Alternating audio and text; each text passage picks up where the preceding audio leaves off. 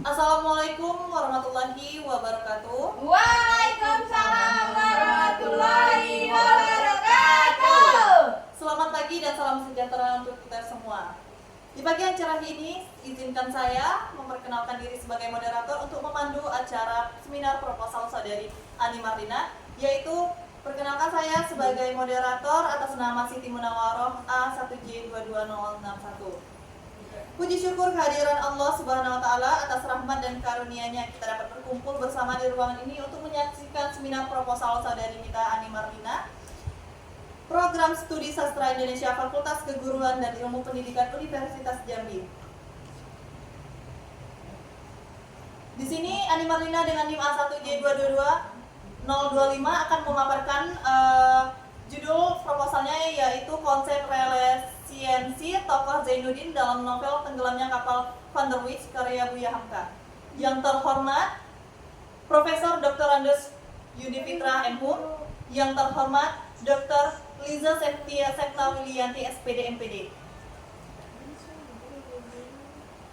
Dan yang saya banggakan teman-teman para seangkatan yang berbahagia, memasuki sesi acara yang akan saya bacakan pada seminar proposal hari ini, yaitu beberapa sesi. Yang pertama, pembukaan yang saat ini sedang berlangsung. Kemudian sesi yang kedua, pemaparan proposal skripsi dari penyaji dengan waktu kurang lebih 15 menit.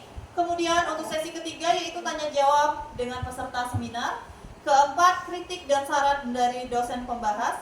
Kemudian yang kelima, tanggapan dari dosen pembimbing. Kemudian sesi yang keenam, pengumuman hasil seminar proposal, dan terakhir penutup. Untuk mengefektifkan waktu, langsung saja kita masuk pada sesi pertama, yaitu pemaparan proposal skripsi dari saudari Ani Marlina dengan NIM A1J22025 dengan judul proposal konsep relasiensi tokoh Zainuddin dalam novel Tenggelamnya Kapal Van der Wijk karya Buya Hamka. Kepada saudari Ani Marlina, waktu dan tempat kami persilakan.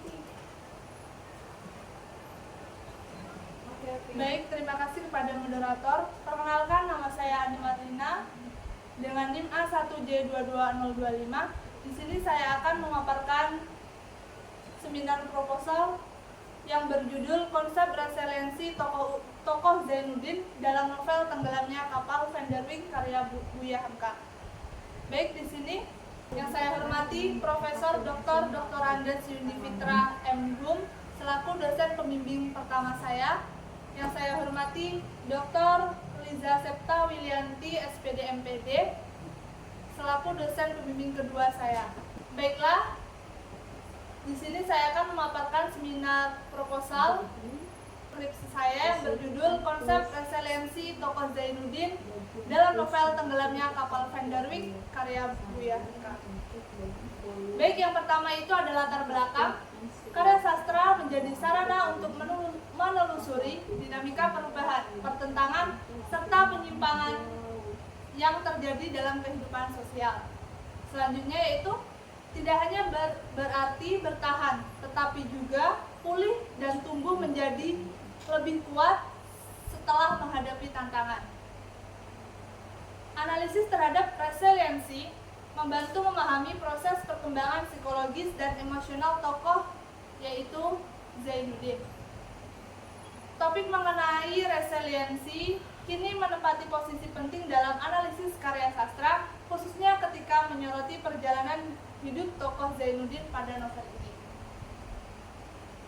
Baik, yang selanjutnya itu ada batasan masalah. Penelitian ini berfokus pada bentuk aspek resiliensi yang dimiliki oleh tokoh Zainuddin dalam karya tersebut. Selanjutnya, rumusan masalah. Apa saja bentuk aspek resiliensi yang ditampilkan oleh tokoh Zainuddin dalam novel Tenggelamnya Kapal Van der Wijk karya Buya Hamka? Tujuan penelitian yaitu menelaah serta mengkaji berbagai wujud resiliensi yang tergambar melalui karakter Zainuddin dalam novel Tenggelamnya Kapal Van der Wijk karya Buya Hamka. Selanjutnya yaitu manfaat penelitian. Manfaat penelitian ada dua, yaitu yang pertama manfaat teoritis dan juga manfaat praktis. Yang pertama, manfaat teoritis memberikan kontribusi bagi kajian psikologi sastra, khususnya dalam memahami karakter, motivasi, serta faktor psikologis yang membentuk perilaku, dan resiliensi tokoh dalam karya sastra. Yang kedua, manfaat praktis. Bagi peneliti, penelitian ini menambah wawasan dan menjadi rujukan dalam memahami dinamika psikologis antar karakter. Bagi pembaca, memberikan inspirasi dalam memecahkan masalah melalui pemahaman karakter sastra. Bagi akademisi dan juga pendidik, menjadi pendekatan kontekstual dalam pengajaran sastra dan psikologi terkait resiliensi. Selanjutnya itu adalah landasan teoritis. Yang pertama, hakikat tokoh utama. Tokoh utama adalah figur sentral dalam karya fiksi yang paling banyak diceritakan dan menjadi fokus utama dalam pengembangan alur. Tokoh ini merupakan pusat perhatian pembaca karena memiliki keterlibatan paling besar dalam setiap peristiwa cerita. Setiap tokoh dalam karya fiksi memiliki fungsi dan perannya masing-masing dalam membangun jalannya cerita. Yang kedua, itu ada psikologi sastra. Menurut Mindarov 2013, psikologi sastra harus didahului dengan teori-teori sastra. Berarti menelaah teks sastra yang mencerminkan perwatakan tokoh yang mengalami masalah psikologis perlu diamati. Psikologi dan sastra saling berkaitan satu sama lain. Karya sastra erat kaitannya dengan realita, kehidupan nyata, sebab diciptakan berdasarkan kehidupan sehari-hari mengenai masalah kehidupan dan kejiwaan. Selanjutnya yaitu resiliensi. Berdasarkan pandangan Ravitch and Schott 2002, resiliensi dapat dipahami sebagai kapasitas seseorang dalam merespon kesulitan atau trauma dengan cara yang sehat dan bermanfaat, yang berfungsi membantu individu dalam mengelola tekanan hidup sehari-hari. Menurut Ravitch and Schott, dibagi menjadi 7. Yang pertama yaitu regulasi emosi, yang kedua kontrol impuls, yang ketiga optimisme, yang keempat analisis kausal, yang kelima empati, yang keenam aplikasi diri, yang ketujuh reaching out atau bisa disebut dengan menjangkau. Selanjutnya kajian relevan. Menurut Nurul Linda 2003 yang berjudul Resiliensi Kreatif Dimas Suryo dalam novel Pulang karya Laila S. Sudori. Yang kedua Lintang Jayanti Pinastika 2023 yang berjudul Resiliensi Perempuan dalam novel Spread Kultur karya Tuwi S.A. Yang kedua Salma Atira tahun 2024 resiliensi tokoh utama dalam film adaptasi Tenggelamnya Kapal Van der Wijk karya Buya Hamka, kajian psikologi sastra. Selanjutnya yaitu metode penelitian. Jenis dan pendekatan penelitian menggunakan pendekatan deskriptif kualitatif dengan pendekatan psikologi sastra. Data berupa kutipan atau dialog deskripsi atau perilaku tokoh Zainuddin dalam novel Tenggelamnya Kapal Van der Wijk karya Buya Hamka. Lalu sumber data yang digunakan dalam penelitian adalah novel Tenggelamnya Kapal Van der Wijk yang berjumlah 260 halaman yang diterbitkan oleh Gema Insani pada tahun 2017 dengan ISBN 978 602 250 416.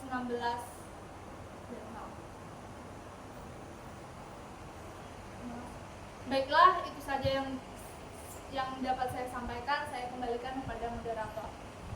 Baiklah teman-teman, kita telah menyaksikan dan mendengarkan pemaparan dari saudari Ani Marlina dengan judulnya yang sangat menarik. Berikut kita akan memasuki sesi tanya jawab dengan para audiens. Berikut siapa yang ingin bertanya mohon diajukan tangan. Baik, kepada saudari Rosa kami persilakan.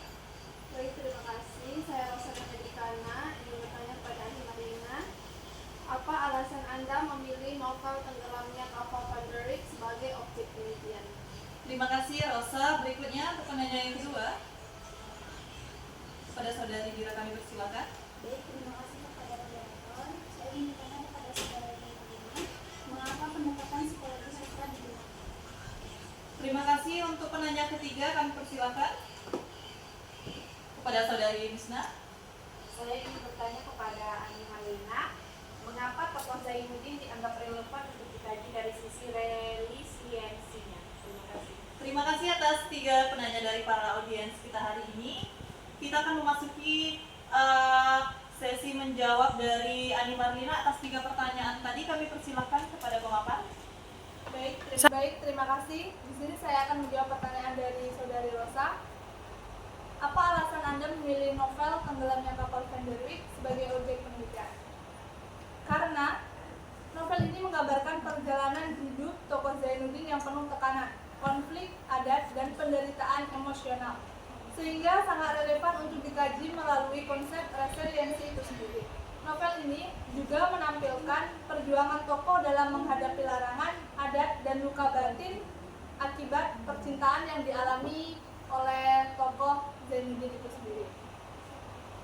Baik, selanjutnya saya akan menjawab pertanyaan dari Saudari Dira.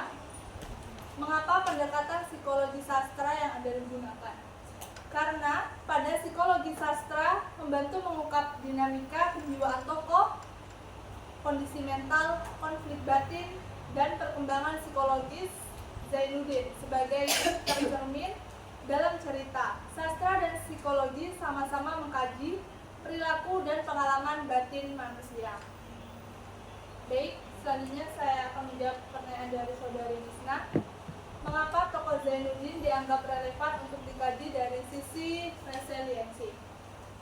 Karena pada tokoh Zainuddin mengalami berbagai ujian berat seperti penolakan adat, tekanan sosial, penderitaan cinta, dan trauma emosional yang menuntut ketahanan psikologis yang tinggi dari tokoh Zainuddin itu sendiri. Baik, terima kasih kepada. Baik, saya kembalikan pada moderator. Terima kasih kepada teman-teman yang sudah bertanya dan memberikan tanggapan kepada pemaparan kita pada hari ini, yaitu Ani Marlina dengan judulnya. Kemudian memasuki sesi yang selanjutnya, yaitu kita akan mendengarkan tanggapan dan saran dari dosen pembimbing kepada Profesor Dr. Andes Yuni Fitra M. Hum. Kepada Bapak, kami persilakan. Terima kasih atas arahan dan tambahan dari Profesor Dr. Andes Yuni Fitra M. Hum. Berikut kita akan mendengarkan arahan dan bimbingan dari dosen pembimbing kedua, yaitu Ibu Dr. Liza Septa Wilianti SPD MPD. Pada Ibu kami persilakan.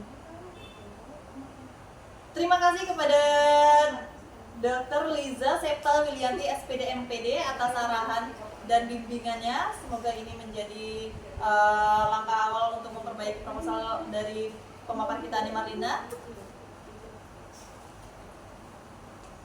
Kita memasuki ke sesi yang ditunggu-tunggu, yaitu pengumuman hasil seminar proposal Saudari Ani Marlina yang akan disampaikan oleh dosen penguji. Demikian selesai sudah seluruh rangkaian acara seminar proposal pada hari ini. Kami mengucapkan terima kasih kepada seluruh dosen pembimbing, dosen pembahas, serta teman-teman mahasiswa yang telah hadir dan berpartisipasi dalam kegiatan ini. Semoga ini semua menjadi langkah awal yang baik untuk Saudari Ani Marlina dalam menyelesaikan skripsinya hingga akhir nanti. Akhir kata, marilah kita tutup acara ini dengan mengucapkan alhamdulillah. Alhamdulillahirabbil alamin. Akhir kata dari saya selaku moderator, saya ucapkan wassalamualaikum warahmatullahi wabarakatuh. Waalaikumsalam warahmatullahi wabarakatuh.